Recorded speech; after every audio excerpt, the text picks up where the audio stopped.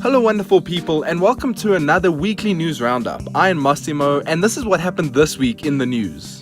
After the huge success of the Crash Bandicoot Insane trilogy, Activision will be riding the wave for a long time, and the next money grab is none other than Spyro the Dragon. According to reports, Activision is currently working on remastering all three original games for PS4. That would be Spyro the Dragon, Ripto's Rage, and Year of the Dragon 2. The remaster is said to be announced in March and released in September this year, which is the perfect time as the series is celebrating its 20th anniversary around the same time. The remaster will be the same as the Crash Bandicoot one of last year and will be built from the ground up with new textures, models, soundtracks, and animations.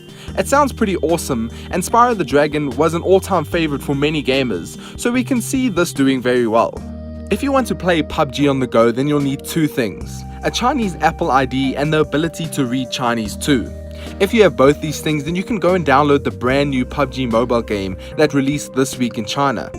The game resembles the PC and Xbox One version, but has been made specifically for your smartphone. If you ask us, it actually looks a lot better than that mess of an Xbox One version that we got in December last year. No, seriously, it actually does. The mobile game features everything you've seen on the PC and Xbox version, and even features an 800 by 800 meter map. There's no word if this is heading to the West yet, but we just want Bluehole to finish one project properly before they move on to another. Please, Bluehole, we really mean it. Bethesda knows we want the next Elder Scrolls game, but we'll have to wait for it. According to Pete Hines, president of Bethesda Softworks, the company still has two major releases before we'll get to play the Elder Scrolls 6. Keep in mind that Bethesda Game Studios, which is the company we are referring to, and Bethesda Softworks are two different things. One of them makes games and the other publishes them. Bethesda makes games like Fallout 4, and Softworks makes sure that games like Prey and Wolfenstein 2 make it to retail. Publisher and game development studio. Huge difference. So you might be wondering, where does all this big news come from? Well, Pete Hines quoted an old interview he had with Kotaku.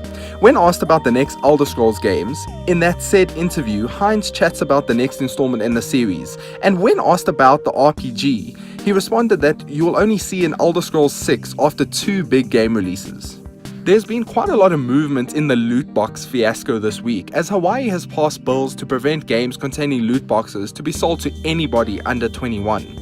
These bills also require developers to fully disclose the chances of specific items in these loot boxes dropping. Last but not least, developers will need to make sure consumers are aware of the fact that their games will include loot boxes by including a notice on the game box itself.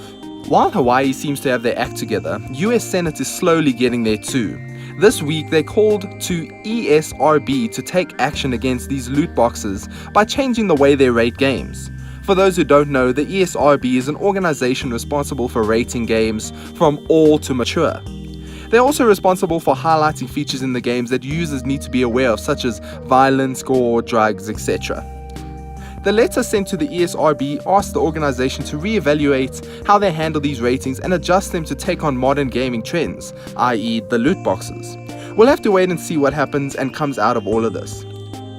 And that's it for this week. Be sure to drop a like before going and subscribe for more gaming goodness.